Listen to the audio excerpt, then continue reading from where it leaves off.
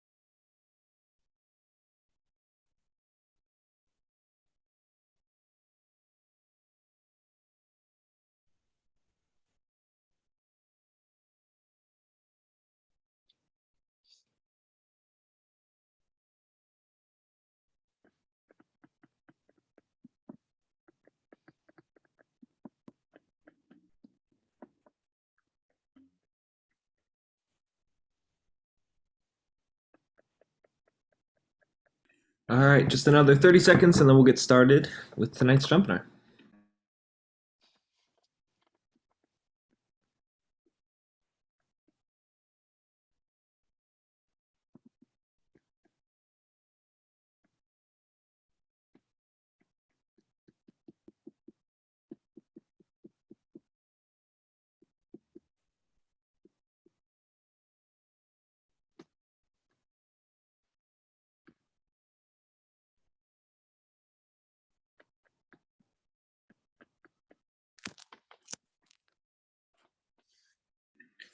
Okay, welcome everybody to tonight's JUMPinar. This is our weekly webinar series that we host here at Jumpstart Germantown, and it's every Monday night at 7 p.m. and we cover all sorts of topics in real estate that go beyond our standard training program that happens twice a year. So we really get a chance to dive in on some deeper topics and talk a little bit more length about some topics we can't cover in the official program. So if you're a jump starter or are currently on the wait list for the Jumpstart program or anything, welcome. If you're someone totally new, welcome as well. Hope you learn a little bit of something about commercial leasing and managing tonight, which again is our topic: marketing, leasing, and managing for commercial real estate. And our guest to cover this topic is Joanne Ford, who is one of my coworkers at Philly Office Retail, and she's the director of marketing and leasing at Philly Office Retail. And she'll tell us a little bit more about herself, and we'll get into the discussion just after a quick update from my Ava, who's going to tell us about our loan programs and how you can apply and find out more information. My Ava, you there? Yes, I'm here. Great. Hello, everyone. So the Jumpstart Germantown programs offers a loan program for Germantown and other areas in Philadelphia. We offer financing for the acquisition and renovation of residential properties, and it is open to experienced, novice, and first-time developers. Feel free and welcome to fill an application on our website. I'll have the link in the chat for everybody. Thank you. Great, yeah, and on that loan page, there's lots more information, like detailed numbers about the program in case you, are curious about any of that. But yeah, I think that that's everything to get started. We'll go ahead and jump into the conversation tonight and introduce our guest, Joanne Ford. Joanne, how's it going? Good. It looks like I'm frozen. Hold on, let's see. You're moving on my screen, so I think we're good. Okay. Good. Yeah, it might just take a second. How's it going? I'm good. How's everyone doing? Good, good. So people are going to submit if they have any questions or anything, they can do so through the Q&A tab. We're going to have the chat closed, so feel free to shoot those in the Q&A while we're talking here. But yeah, our topic for tonight is commercial leasing and or commercial marketing, managing, and leasing. So sort of just leasing to commercial tenants in general, and that's something that quite a lot about. I know a little bit. Yeah. So why don't we start by just can you explain your position at Philly Office Retail and sort of what you do on a day-to-day basis? Yes. So hello everyone again. I as Derek says, am the director of marketing and leasing for Philly Office Retail. So I am the person that is in charge of not only, like what it says, it's pretty obvious, marketing all of the properties that Philly Office Retail has, but leasing them up as well, finding, great tenants, making that perfect match between landlord and tenant for Philly Office Retail properties. So this is year ending out year 4. Well, no. May will be 5 years. That's the easiest way to say it. May will be 5 years that I've been with Philly Office Retail, and I love it. Cool. Well, congrats on that. That's awesome. And I feel like I know your job from like a third party view, because I sit around the corner for you and I hear your phone constantly ringing all day, and you're picking up and what type of property are you interested in? Where are you looking for? Like, what's your exactly? So, I know you do great work, and I know you know a lot about it. So I'm excited to kind of pick your brain and hopefully get some good questions from the people on the call. Sounds good. I'm ready. Let's go. Yeah. So first, I want to ask about your experience with managing residential units, because like the typical trajectory that a developer has is, they fix up a single family home or some small residential unit and get experience like leasing to that. Is that something you did like before Philly Office Retail, or did Philly Office Retail do that while you were there, or is your experience just in commercial real estate? A little bit of both. So, I mean, I had the benefit of sitting in front of the property manager for Philly Office Retail. So like you hear my conversations, I hear their conversations.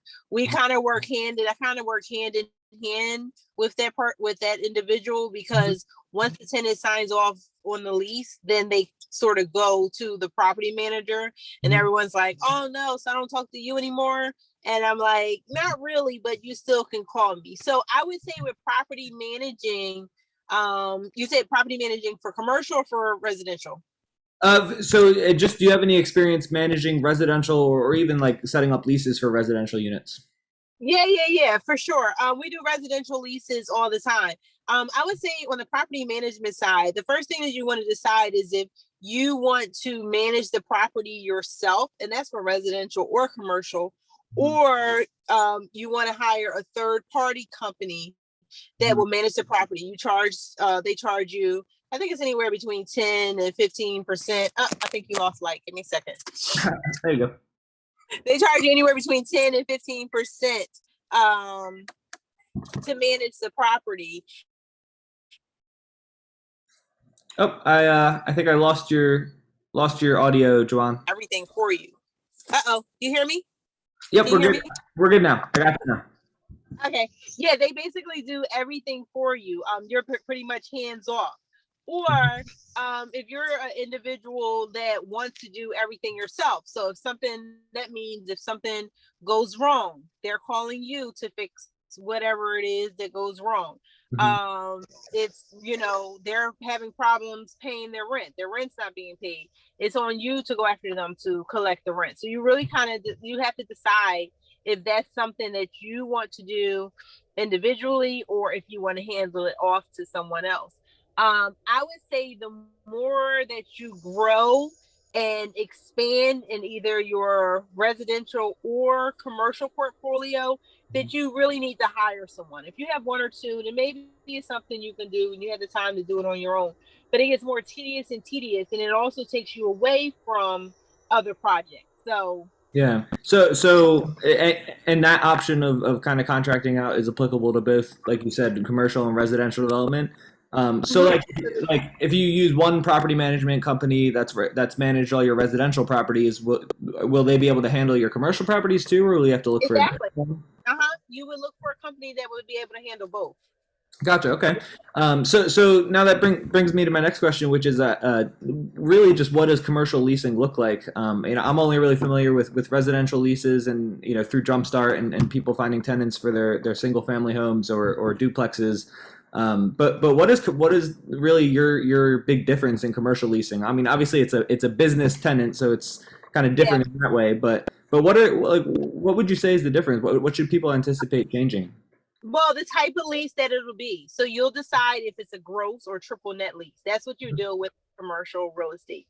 With gross is you pretty much say the tenant can handle the utility, and you take care of all the taxes, insurance, and other expenses that might be with the building.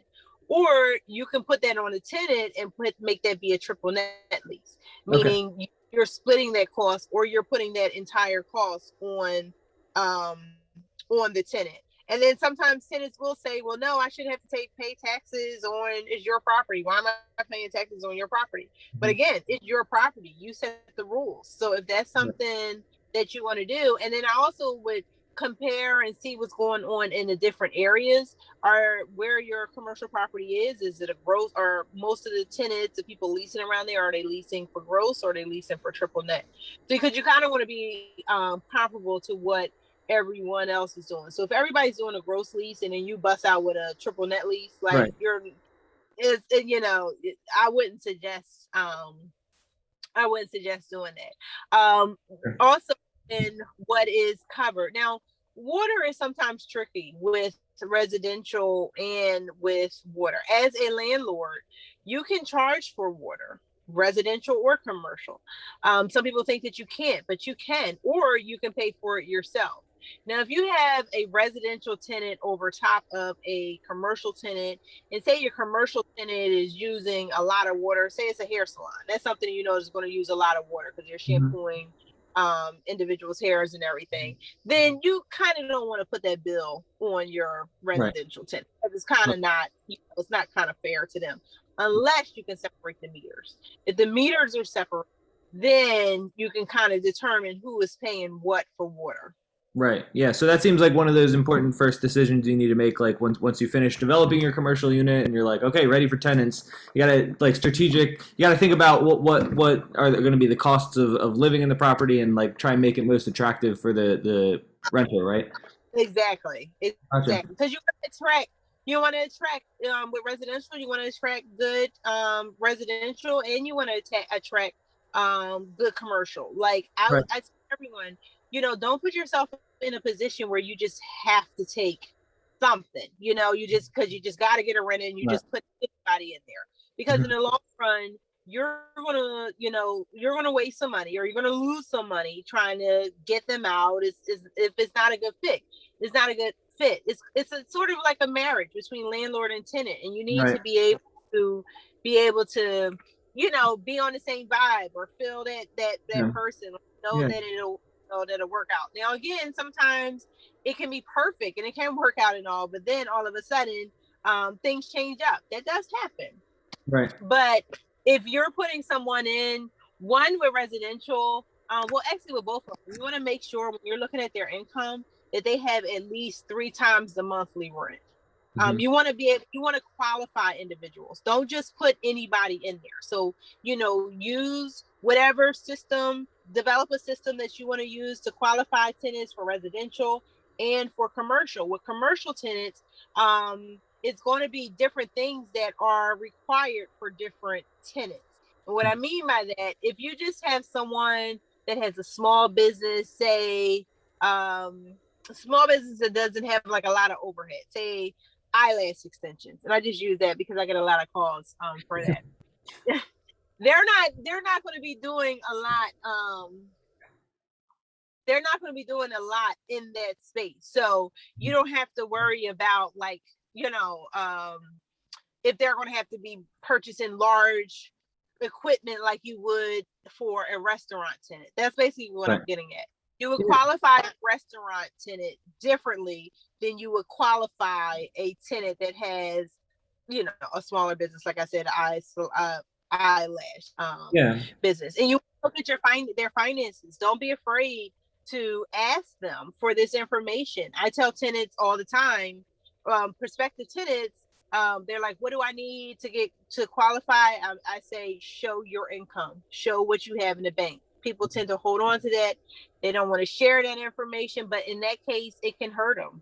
So it's just more of that's just kind of more of like trying to design the leasing environment so it like works out for all parties the best. It's not like you're trying to pinch pennies here and there. It's exactly right. And I'm sure those decisions become even more important with like a mixed use property where you have a residential and a commercial tenant that both have different needs and uses, right? Right. Yeah. Cool. So, kind of moving on, and you started to explain some of the types of businesses there, but I want to ask, like, what kind of options do people have in Germantown and Philly in general Like when they're looking for commercial tenants, what types of businesses are they going to encounter, and like what sorts of properties are good fits for each? You know what I mean? Um, know your area. So we at Philly Office Retail are very in tune with the community, and we're following the Facebook groups, the Facebook pages, and asking. We've even polled to see what it is that they want in their community. Mm-hmm. For example, I was getting a lot of calls from individuals that wanted to open up a hookah lounge in Germantown. So Mm-hmm. we put it on the Germantown page. What do you think of, a hookah lounge? And immediately everyone's like, no. No. So now that I know, but now I can let tenants know that unfortunately, we're in touch with the community. They do not want a hookah lounge in their community. Right. We also don't lease to anyone that sells tobacco products. Mm-hmm. So when someone calls me and says, oh, I saw your building, the first thing, and I'm interested, can I come see it? The very first thing, and you can test to this, Derek, that I'm asking is, like you said earlier, what type of business do you have? Mm-hmm. Because every business is not going to fit for every location. Yeah, sure. Zoning comes into play. If the building is zoned to have that, I get calls every day for someone that wants to open an event space. Well, event spaces don't go in every type of zoning. Right. It's a special zoning required. Then I So get that different areas. Oh, go ahead. You're good. I just wanted to add, like, is that something you think people should prioritize, like knowing what types of tenants are allowed in their property? Because that kind of that negates a lot of opportunities, right? Like, Exactly. yeah. So that's, and how would you suggest people find that? Do they like talk to a realtor or? No, go and see what this. You can pull up on Philly Atlas. Like, you should know the zoning of your property when you purchase a property. Yep. So I mean, specifically, like what building or what businesses are able to use what zonings? Is that like in the Philadelphia zoning code? Yep. Yes, zoning codes, L&I code, and that's something that you can download right from their website. Great, awesome. Okay, let's see. Let me get back to my questions here. The next one I wanted to ask you was about like specific challenges that you think developers who are moving from residential leasing to commercial leasing, like what sorts of challenges do you think they're going to expect? What things are harder, and even what things could be easier with a commercial tenant, if you can compare them like that. What's going to It's going to take a longer time to actually find a tenant sometimes. Okay. With residential. I'm sorry. With commercial generally takes a longer time than residential. Sometimes, with residential, you can lease a property in under 30 days. Mm-hmm. With commercial, it usually does not go that. It usually takes a little bit longer than that. Properties usually sit a little bit of longer time than they would if they were residential. Okay, and that's just because there's more like complexity in the leasing and, yes. Okay. Exactly. Yeah. And then you also need to decide of what you're going to do for that commercial tenant. Like, so if you're just starting out with a commercial space, are you going to just build a vanilla box? Meaning you're going to do the walls, you're going to do the systems, which I recommend. I recommend doing the HVAC system, a bathroom. And what I'm finding out and learning is that the floors as well. It's better to just do all that stuff and then maybe just charge an extra $1 per square foot and just have it done. And then tenants can come in and they can decorate, they can do whatever it is that they want. It's a little bit different or a little bit trickier if you're doing a restaurant or something, a business that's more specific, that has more of a specific need, an office space that needs different offices and so forth. And then if you know who that tenant is, you can build a suite for that tenant. Right. Joanne, could you try moving your phone? I think the microphone might be like covered or a little bit, and just see if that helps at all. Okay. I can hear you better. a little bit. Yeah. It should be all right. So I was just wanted to rehash that point you just said where it might take. Yep, I can hear you. Oh wait, I lost sound on you. Hold on 1 second. Okay, I'm sorry. Can you hear me? Yep, I can hear you. Okay, perfect.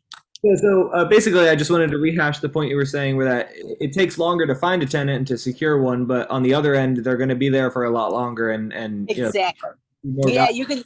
Yeah, especially if you're building out a space for a tenant, you want to lock them into a minimum, depending on how much you build out. A new space that you just did and you're doing it just vanilla, I would definitely try to do a minimum 3 years. Right. If it's something that's more specific, build out restaurant, offices, something like that, I would lock them into a minimum, starting at a minimum 5 year. Okay. Cool. So my next question, just moving on, is about kind of the relationship between like the landlord of a commercial unit and the tenant. There's plenty of discourse online and sort of like stereotypes about how landlords are with residential tenants and stuff. Is there that same kind of like stigma in the commercial leasing environment, or yeah, there's as much kind of like interaction and haste sometimes between tenant and It can be, but that's again, it goes to, trying to figure out the best fit for you right. and for them in the very beginning. Now, of course, nothing is perfect, so everything has its ups and downs.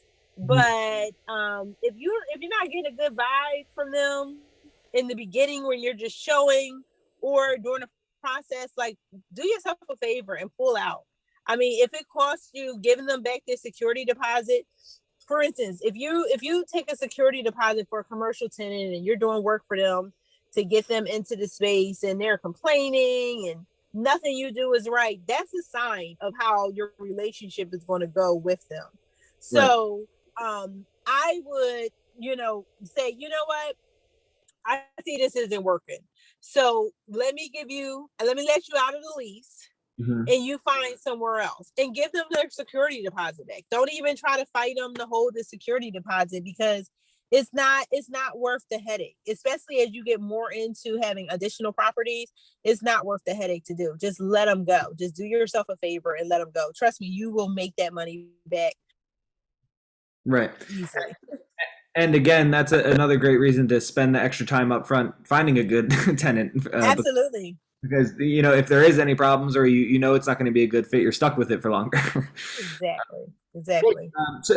And that your answer to that question kind of made me think of something that Ken said in one of our Jumpstart 2.0 sessions last week. And the question was, why did he move from residential to commercial development, and why did he kind of make that switch? And he said, like, he got to be honest, just got tired sometimes of, like, having to go to house calls, or when something's broken, going to fix it.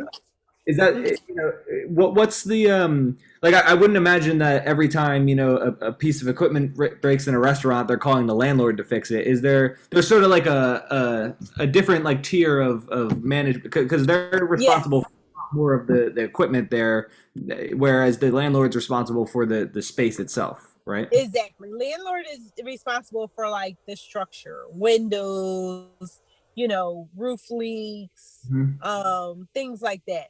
Light bulb goes out, or you're locked out of space, the door needs to be changed or something like that. That's on you. So the best thing to do is to make sure that all of the systems, when you turn the space over to a tenant, make sure all of the systems are working and in great order, meaning your HVAC, your plumbing, your electric. Make sure all of that stuff is good before you turn it over to them, because that way, now if you're just doing it and you have warranties on the spaces and they call you after being in there for like 2 months or a month, or absolutely, you want to go back and you want to make it right, because again, you want to show good faith to them, like you want to show good faith to them like you would want them to do to you. Absolutely. Yeah. Do unto others as others, that saying goes true. Now, if they've been in the space for 2 years and it's a plumbing issue or something like that, it's on you. It's on them.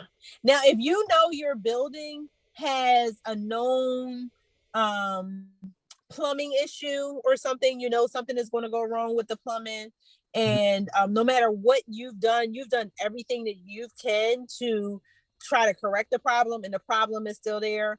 I would say, like, if a tenant calls you and says, all right, it's leaking again, then then that's on you to go back out and continue to fix something like that.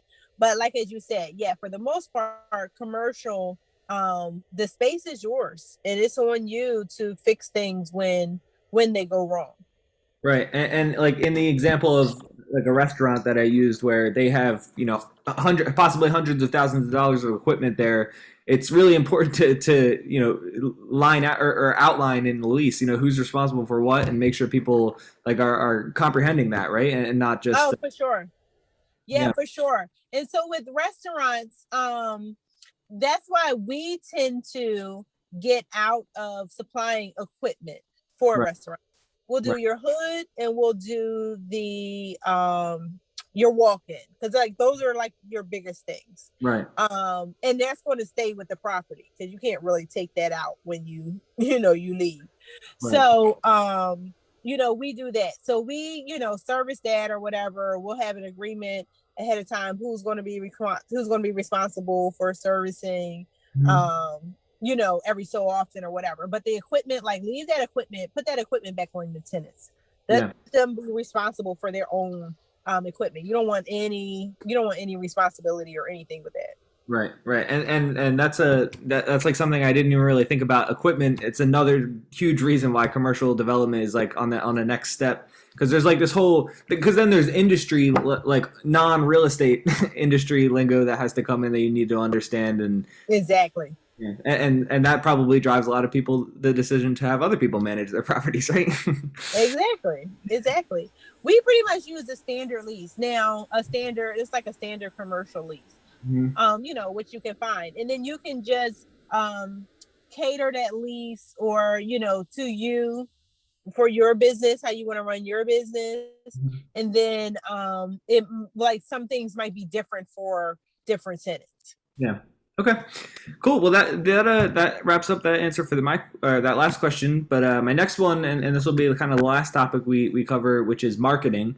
I want to talk about like how you can advertise commercial properties. Coming from a background of residential development, like somebody might think of like, oh, Zillow and Redfin and MLS, and that's where I want to market that. Like that's where home buyers and renters are looking.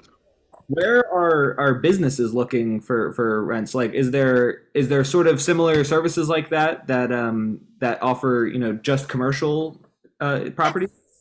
Yes. So LoopNet, Okay. CoStar, there's something called Showcase. They're the ones that are for your commercial properties. And I say, if you've heard me talk at the Jumpstart session, I say Craigslist as well. Yeah. Craigslist is very good, especially for commercial.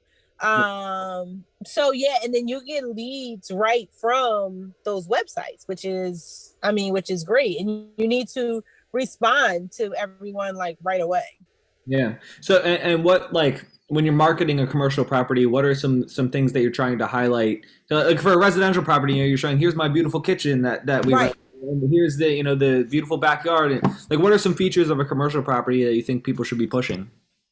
Location, the location, what it's near, the traffic, like traffic counts, like it's a busy intersection, it's a walkable and a drivable intersection. Definitely want to highlight that. Everyone loves sunlight, and I'm learning that more and more. Everyone loves natural light, I should say, not sunlight. Everyone loves natural light. Even that's a big thing. Like their home, right? Even if it's just their place of work, it's like the same theory still applies. Exactly. So you want to highlight that. You want to put a banner or a sign, or I really have started going with the window clings. I just like, it gives like a sleek look. It gives a professional look to have the clings inside the door or the window that are for lease. So that's good, because you'll get the traffic from people walking by or driving by. That says, oh, I saw your property here, and I want to get more information. I want to get more information about the space. So that way, that's a good marketing tool as well. Also, brokers. Mhm. If you want to start establishing a relationship with commercial brokers, you can start sending your properties out to them. Create like a constant contact or something that's going to be mailed out to brokers weekly or every other week or however. I get emails every day, multiple times a day from brokers from all over, sending me different properties that they have.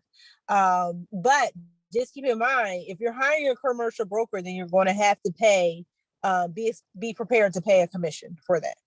Right. Yeah. And that's just like another way to expand the types of people that are going to see your property, right? Like I like that you suggest Craigslist a lot because like only the only people who are looking on Craigslist for residential leases are like those who know that people are going to be posting on it about, like it's sort of like this hidden discussion.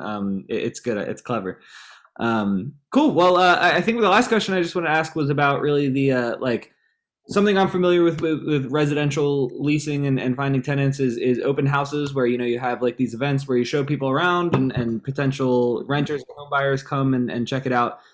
Is there any opportunity to do that with like commercial properties or is that is that viable or what's the deal there? Somewhat. I would say not as much as residential. Okay. If you're doing an open house for a commercial property, what we've done is sort of like a community open house. Mm-hmm. So it's basically for the neighbors, the people that live in the area to just come look at the space. Now you could do broker tours, where that's where you invite a bunch of brokers to come look at the space, to come to, show it to their clients. But just holding an open house on a commercial space, as opposed to like how you're doing it on a residential space, it's not that. I don't say I haven't done it. All right, cool. Well, that wraps up everything I had planned, but we do have a couple questions here from Keith, which I want to ask you, and then we'll get you out of here. Sound good? Okay. Right. Keith is wondering, do you have any marketing tips for attracting franchises or big box businesses to your space? That's a good question. So, depending on the space, I wouldn't say depending on the space, but I do a brochure for spaces and a sort of a one sheet with lists everything about the properties, like the specifics, square footage, pricing, what's included in the space. And I forgot to mention when you asked me something about what stands out with marketing. One of the things that stands Philly Office Retail out is that we do build to suit, which a lot of people don't do. So build to suit is basically like what it says. We'll build the space according to your spacing needs. And we give you the option to pay for that via upfront. So we can give you a cost on what it's going to take for us to renovate it, and you can pay for it that way. Or what a lot of people do and take advantage of is paying for it throughout their lease. Right. And that's something you would kind of initialize like during construction, even before, Oh, yeah. Oh, for sure. That's early on. Gotcha. Yeah, that's early on. Because a lot of the times before we even start a space, we know who the tenant's going to be. So we know how to build it. And we'll leave a space not pretty and looking, kind of rugged. Because we're waiting on that specific tenant that's going to make that space their own.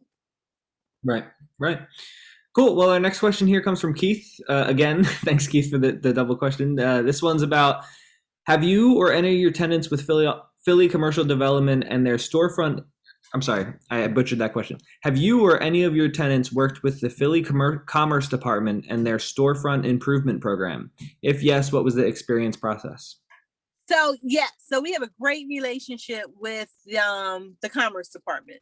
The Commerce Department will contact me if they have someone looking in the Germantown area.